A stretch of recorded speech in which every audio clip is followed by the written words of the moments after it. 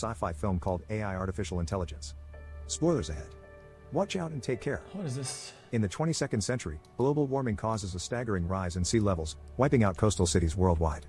Millions are displaced, and the erratic climate causes famine worldwide. The few surviving and prospering governments implement licensing pregnancy to minimize overpopulation. To compensate for the world's need for manpower, robots or mecha are created. As mechas do not require as many resources to survive as humans do, they become necessary in society. Artificial intelligence inventor Professor Alan Hobby demonstrates the progress of a mecha's intelligence, how it's programmed to react to damage or pain and to remember to avoid the cause of damage, much like a human would. But this does not mimic a human's emotion, which brings Professor Hobby to the next phase of his project, a robot child programmed to love its parents, among other complex emotions. The mecha child will be marketed to couples who yearn for a child but cannot obtain the license to reproduce. 20 months after the presentation, married couple Henry and Monica Swinton visit their son, Martin, in the hospital. But is he real though? After contracting a rare disease, Martin was placed under suspended animation until a cure is found.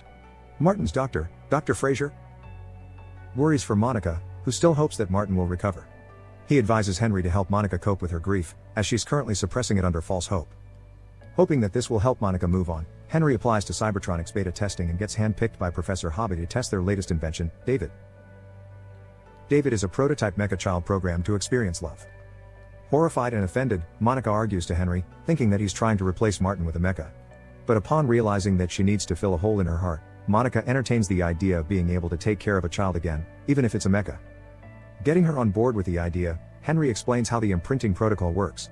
Once they decide to keep David, they can choose to activate his imprinting, making David loyal to them, akin to loving a parent.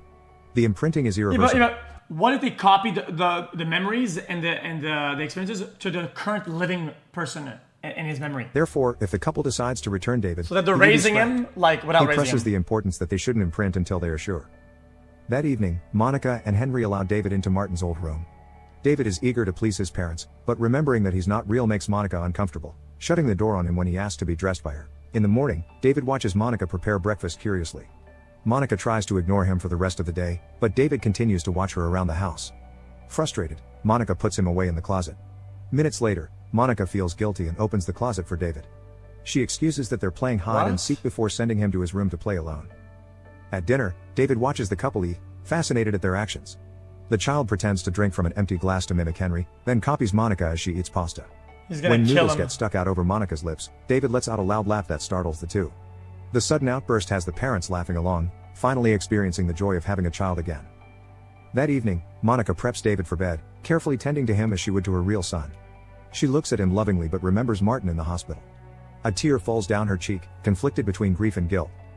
The following morning, Monica performs the imprinting protocol, accepting that she needs David to cope with Martin's condition. Her voice cracks as she says the code to trigger David's love for her. As she finishes, David's face changes from an innocent smile to wonderment. For the first time, David calls Monica mommy.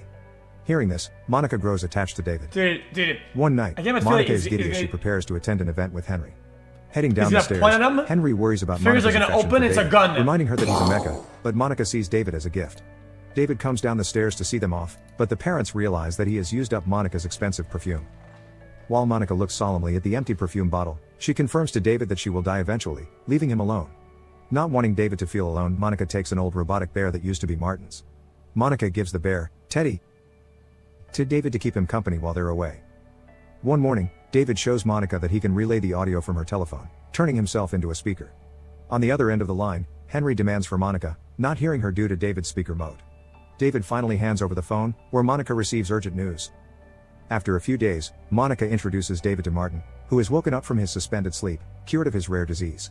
As the days go by, Martin treats David like a toy, asking him to perform things and questioning how he was made. When asked for the first thing he remembers, David draws a bird with feathers sticking out of the tail. One afternoon, Martin requests for Monica to read Pinocchio to him and David, secretly hoping to taunt David with the story. Instead, David is fascinated by the idea of a puppet turning into a real boy. During lunch, Martin teases David into an eating contest. Monica and Henry panic, knowing that the act could break David, but the boys don't listen to their warnings. Finally, David stops as one side of his face droops, frightening the family. David is taken for repairs while Monica holds his hand. Jealous of how his mother worries for David, Martin tricks David into secretly cutting Monica's hair while she's asleep, telling him that she will love him if he does so. Despite David's objection, Martin manipulates him until he agrees. David goes into the parents' bedroom to cut Monica's hair with a scissor. But Monica turns, nearly getting scratched by the blades. Henry shakes David angrily, demanding why he did it until Monica stops him. While setting up Martin's birthday party, Henry desperately convinces Monica that David is no longer worth the risk. Monica defends David, still seeing him as a child that makes mistakes. At the pool party, Martin's friends taunt David and use a knife to test him. This triggers David's defense programming, making him hug Martin, the only human he feels safe with while backing away from the other boys. But David backs away too far and drags Martin to the bottom of the pool. The adults pry Martin off of David's arms and resuscitate him. David watches from the bottom of the pool as the adults take Martin away, leaving him alone. Because of the event, Monica becomes wary of David. Monica sees David's letters to her, further complicating her feelings towards him. But she has no choice. Monica tells David that they go on a trip with Teddy the next day. David is overjoyed at the idea of spending time with his mother. This is weird. On the following day, Monica is in tears as she drives to Cybertronics to let David be destroyed. Overcome with guilt, she diverts the car into the woods, where David happily sets up a picnic mat for them. Monica stops him, revealing that she has to leave him for good. Finally processing her words, David begs and apologizes for everything he'd done. He asks if he can come home after becoming a real boy like Pinocchio, but those stories are not real. Before leaving, Monica gives David some money and tells him not to be caught by Cybertronics and other people. When David doesn't let her go, Monica shoves him, startling herself and then the boy. Monica apologizes before driving away. David watches the car as it leaves. In Rouge City, a mecha named Joe comforts his client before spending an intimate night with her. After the act, Joe happily skips through town as he makes his way to his next client. The hotel owner advises Joe to show his operating license badge as the Flesh Fair is hunting for stray mechas in town. Joe changes his hair to blonde before entering the room where his client waits. He sits next to her but finds the bed wet with blood. Another man appears in the room, revealing himself as the one who killed the woman. Realizing that he's been set up, Joe hides in an alley and removes his operating license badge so he can't be traced. Out in the woods, David tells Teddy that he wants the blue fairy from the Pinocchio story to turn him into a real boy. They stop when a truck dumps scrap parts that abandoned mechas surge through to repair themselves. Joe walks into the scene with a moon-like aircraft appearing behind him. The mechas run in fear as the Flesh Fair hunts them down. The group finds Joe among the crowd, interested in getting an unlicensed new model mecha for their show. Motorists chase after David and other mechas into a derelict town, firing magnetic discs to trap them. David follows some mechas into an abandoned cottage and meets a nanny mecha, who offers to care for him. The motorists find and take them, along with Joe. While they're hoisted up, David tries to hold on to Teddy, but he falls. Branches break Teddy's fall, allowing him to land safely and chase after David. At the Flesh Fair, Teddy is picked up and taken to the Lost and Found. Outside, the crowd cheers as old and abandoned mechas are destroyed. Afraid, David holds on to Joe's hand, who's surprised at the boy's touch. Teddy escapes the Lost and Found, finding David in a cage. A little girl picks up Teddy and sees David, thinking that he's a real boy. The little girl approaches her father, who's one of the programmers of the show. Okay, Sammy, I'm letting Sammy decorate the place. She bought a rug. It's so fucking ugly. It's probably one of the ugliest rugs I've ever laid my eyes upon. The father is alarmed upon hearing that a boy is among the mechas. Back at the cage, David learns from the other mechas that the humans are cutting them down to maintain superiority. The girl's father approaches David and uses a portable X-ray to make sure that David is a mecha. The father is startled, fascinated by David, but the showrunner is not amused. While the two men talk, David watches the nanny mecha get doused in acid as part of a game. The showrunner insists on putting David on the show, despite the girl's father's claims that he's too valuable to destroy. The showrunner takes David, who grabs hold of Joe's hand for safety. David and Joe are dragged into the field and into the acid trap. The showrunner presents David to the crowd, ranting about how the mecha child insults the human population. But the crowd turns silent, conflicted upon seeing a child on stage. When acid falls onto David's shoulders, he screams in fear. Hearing his cries, the crowd is convinced that David is a real child, horrified that the show will harm him. The crowd turns on the showrunner, throwing at him instead of David. The others free David just before the crowd riots, allowing David and Joe to leave the fair safely. In Professor Hobby's office, various photos of David growing up reveal that he's designed from Professor Hobby's late son. The team reports that David was spotted at the Flesh Fair, assuring the professor that he escaped safely. While walking in the woods, David and Teddy freeze upon seeing the moon, thinking that it's the Flesh Fair's aircraft. They take a different route just in case. When Joe learns about David's quest to find the Blue Fairy, he tells him that most women can be found in Rouge City. Joe and David plan to head to Rouge City to ask Dr. No about the Blue Fairy. To give them a ride to Rouge City, Joe tempts a group of teenagers to meet mecha women.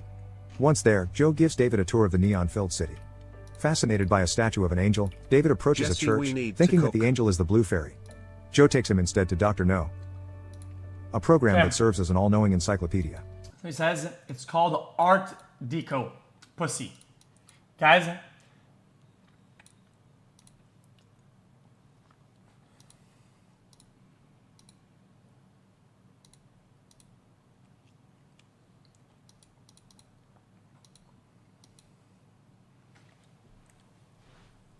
She bought that.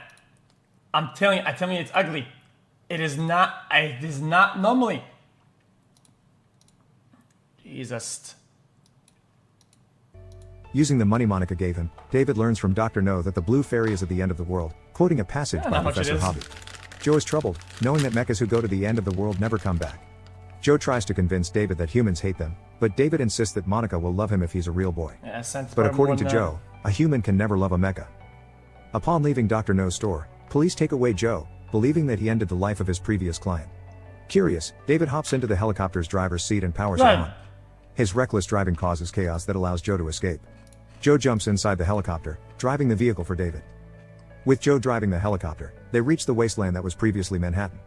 After the sea level rose exponentially, the city is left in ruins and underwater. David finds lion statues with water pouring out of their mouths, remembering Dr. No's message about the crying lions. Setting down the helicopter in the building next to the lions, David and Joe search for Professor Hobby. Full of hope, David enters an office and approaches a chair that's turned away. But instead of Professor Hobby, David finds a child who looks exactly like him. The other David smiles at him and invites him to read with him. Thinking that this other David will replace him, David smashes a lamp against the table in the other David's head, revealing that it's also a mecha. Joe leaves out of fear as David lashes out, screaming that he's special and unique until Professor Hobby stops him. The kind professor assures David that he's a real boy, claiming that he is his blue fairy. Dr. No's clues on finding the blue fairy were explicitly made to lead David to Professor Hobby. The journey also tested David's emotions and how his motivation will lead him to chase an unknown dream, which other mechas cannot do. Professor Hobby walks out of the office to gather his team. This movie is just shit. It's just bad. It's just bad. Like, you watch, because I like getting in the middle, but this is so bad. Someone else's design. David enters the other room, finding several mechas that look like him. He approaches a window and sees the bird he remembers as his first memory, a statue outside the office. Several boxes are laid out as David and his female counterpart, Arlene, are mass-produced to be sold. Realizing that he was never unique, David heads outside and drops into the water as Joe watches from the helicopter. Underwater, a school of fishes carries David until he falls in front of something that catches his attention. He reaches out, but Joe finds him and pulls him away using the helicopter's extended arm. Once above water, David reveals that he found the blue fairy underwater. Before they can go further, Joe is magnetized by a police helicopter hovering above them. Joe says goodbye to David, asking him to tell his story to the ladies once he's grown up as a real boy. Joe activates the helicopter's submarine mode before floating away. Driven to find the blue fairy, David navigates the helicopter-turned submarine into an abandoned carnival with Teddy beside him. His impaired driving causes him to trip some wires that loosen the Ferris wheel. Just as David finds the blue fairy statue, the Ferris wheel collapses on top of the helicopter, trapping him. David's eyes focus on the blue fairy, unconcerned that they are trapped. David pleads for the blue fairy to turn him into a real boy as the years go by. Even when the lights in the vehicle die down and the sea creatures perish, the blue fairy stands still, smiling as David's glimmer of hope. 2,000 years later, the world is enveloped in ice and snow. The humans have long gone. An alien spacecraft tours the city of Manhattan as they colonize the planet. There, they retrieve David's helicopter, finding the boy and Teddy in the ice. Once reactivated, David convulses before spotting the blue fairy in front of him. He slides out of the helicopter and approaches the frozen statue as the alien creatures watch him. David touches the blue fairy, causing it to crack and break in front of him. Only then does the spell break, and David notices his surroundings. Knowing that he lived with humans, the aliens scan David's memory to understand him and the planet better. When David comes to, he's sitting at the dining table in Monica's house. The home is just like how he remembers it. David eagerly searches for Monica, announcing that he's home. Instead, a different voice calls his name. David finds the blue fairy, now alive and talking. David asks her to turn him into a real boy, but she admits that she cannot do so. The aliens use the blue fairy to speak to David, informing him that Monica is long gone. David mourns, learning that the blue fairy cannot bring Monica back either, as all organic parts of her are long gone as well. Teddy approaches the two, reminding David of the time he cut Monica's hair. Teddy reveals that he kept the lock of hair that David cut for Monica. Now, the aliens can bring back his mother. In his old bedroom, David fondly remembers Joe while Teddy repairs himself. They see a figure at the door, thinking that it's Monica. Instead, it's one of the aliens who conveys its fascination with human beings. The aliens wish to bring back the humans, using organic traces to clone them. But it remains imperfect, as the clones only live for one day. This means that if they bring Monica back, it will only be for one day. David holds on to hope that Monica will be special like him, that she will last forever just like he did after being trapped in the helicopter. Choosing to have his mother even just for a day, David heads to her bedroom and finds Monica in bed. He gazes at her fondly, brushing hair from her face as tears stream down David's cheeks. When Monica wakes up, she greets him with a warm smile. For this one day, David and Monica spend time together. David happily shows Monica paintings of his journey, plays hide and seek with her and Teddy, and celebrates his birthday. When the lights outside grow dim, David tucks Monica to bed, worried that she will not wake up after. Hearing her say that she loved him, David smiles in both grief and joy. Feeling content, David decides to sleep next to his beloved mother, reaching his dreams for the first time in his life. Okay. Subscribe to watch more. That was shit. That was garbanzo.